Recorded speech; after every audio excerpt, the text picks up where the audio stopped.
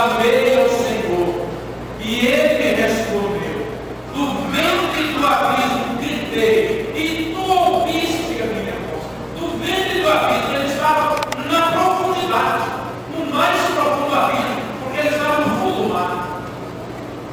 Não teve desobedecido a Deus e buscava olhar para os seus próprios caminhos, Jó foi entrando cada vez mais para o abismo. Barriga de peixe, ventre de peixe, fundo do abismo, e lá no fundo do abismo, no profundo do poço, ele disse que na profundidade ele clamou ao Senhor. O Senhor olhou para ele, ouviu a sua voz arrependida e atendeu a oração de Jonas no fundo do abismo. Ali ele adorou ao Senhor.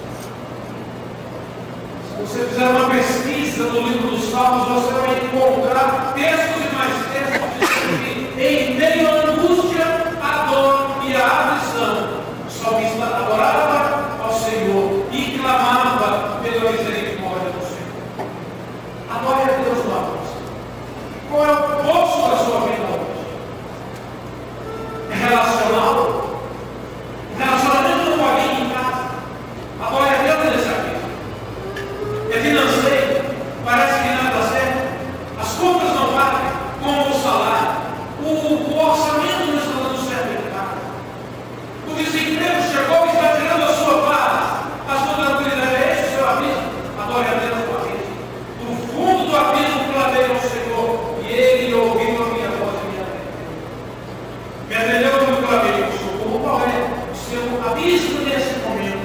Adore a Deus lá no fundo do abismo. Em segundo lugar, não blasfeme contra Deus. Nunca, jamais blasfeme contra Deus. Evite, por todos os meios, blasfemar contra o Senhor. Em Jó, capítulo 1, no verso 22, nós encontramos a seguinte expressão: em tudo isto, Jó, o grande Jó, não pecou, nem atribuiu a Deus falta alguma. Em tudo isto, Jó não pecou e nem atribuiu a Deus os problemas que ele estava enfrentando. Não blasfeme contra Deus. Muitas vezes, ora da dor, quando surge o abismo, quando parece que a ponte ruiu, parece que a terra desapareceu debaixo dos nossos pés, parece que era uma das tendências do ser humano, é dizer: Deus não olha para mim, Deus não gosta de mim, Deus não me ama, e tudo está perdido. Em tudo isso, Jó não atribuiu a Deus falta alguma. E olha, eu vou repetir, irmãos, ele tinha do lado dele uma esposa que o colocava com barato. Se você ler depois do início do capítulo, você vai ver a esposa dizendo: olha, Jó, nós já perdemos a nossa fazenda, o nosso gado, os nossos filhos, e você ainda serve a Deus. E você ainda fica adorando a Deus no abismo em que nós estamos. E ela diz assim: você agora deveria amaldiçoar a sua própria vida e a Deus, e depois entregar-se para a voz. Se Jó tivesse dado ouvidos a isso, eu não sei o que teria acontecido. Não blasfeme contra Deus. Jamais. Em tudo isso, e tudo isso está dizendo a respeito ao que Jó havia passado na sua vida. Jó não pecou nem atribuiu a Deus falta alguma. O Senhor Jesus Cristo, quando andou ministrando pela terra e formando discípulos e ensinando na terra, ele um dia disse assim, ensinando aos discípulos: em verdade vos digo que tudo será perdoado aos filhos dos homens, os pecados e blasfêmias, porém aquele que blasfemar contra o Espírito Santo de Deus, esse não terá perdão, visto que é pecado. Jó não atribuiu a Deus várias falta erro nenhum.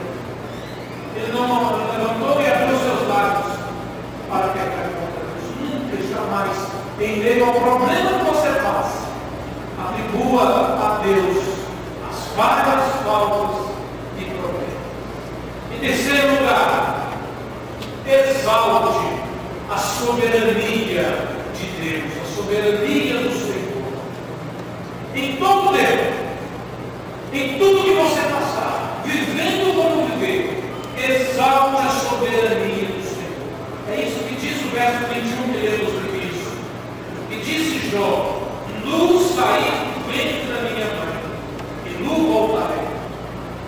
O Senhor deu e o Senhor tomou. Bendito seja o nome do Senhor. Ele está aqui exaltando a soberania de Deus, o poder de Deus, o senhorio de Deus sobre a história, sobre a vida dele. Ele sabia em quem ele confiar. É por isso que no certo momento do seu livro ele diz: eu sei, tenho certeza e convicção de que o meu Redentor vive e que um dia se levantará sobre a terra. Jó sabia que Deus o estaria honrando e jamais permitiria que ele fosse humilhado a tal ponto de não mais poder. Exalte meu irmão e minha irmã, em todo o tempo, exalte a soberania do Senhor. O apóstolo Paulo ensina assim a Timóteo: que guardes o mandado imaculado, irrepreensível, até a manifestação de nosso Senhor Jesus Cristo, a qual, em suas épocas determinadas, há de ser revelada pelo bendito e único soberano, o Rei dos Reis, o Senhor dos Senhores. Exalta a soberania do Senhor. Em Apocalipse, livro final da Bíblia, no capítulo 1, versículo 5, nós encontramos assim: e da parte de Jesus Cristo, a fiel testemunha, o primogênito dos mortos e o soberano dos reis da terra, aquele que nos ama e pelo seu sangue nos libertou dos nossos pecados. Isso é Deus soberano. Isso é exaltar a soberania do único que é soberano. Em meio a todos os reis, ele é soberano e deve ser exaltado, e deve ser adorado, e deve ser honrado por tudo que é, por tudo que faz em nosso favor. Jó, homem, sujeito às limitações, olhou para Deus no fundo do poço e vivia no abismo, e passava pelas mais difíceis coisas que um homem, chefe de família, poderia passar. Mas Jó honrou ao Deus que o havia chamado, que o havia escolhido, adorou a Deus no abismo, não blasfemou contra o Senhor, e exaltou em todo o tempo a soberania do Senhor. E meus irmãos e irmãs, os resultados, os irmãos sabem e conhecem bem. Quando caminhamos lá para o final do livro de Jó, nós encontramos Deus honrando o servo dele.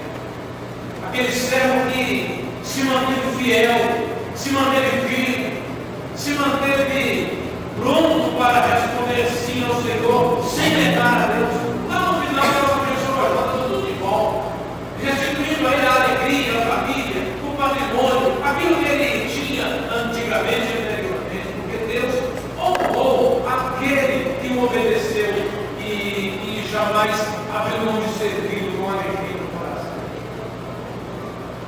O salmista, Salmo 125, versículo 1, ele diz algo muito importante para o nosso início dessa semana, depois de vermos o que vimos aqui. Ele diz assim, está ali na terra: aqueles que confiam em Deus, o Senhor, serão como um monte de Sião, que não pode ser abalado, mas continua sempre vivo. Aqueles que confiam em Deus, o Senhor. Você confia em Deus?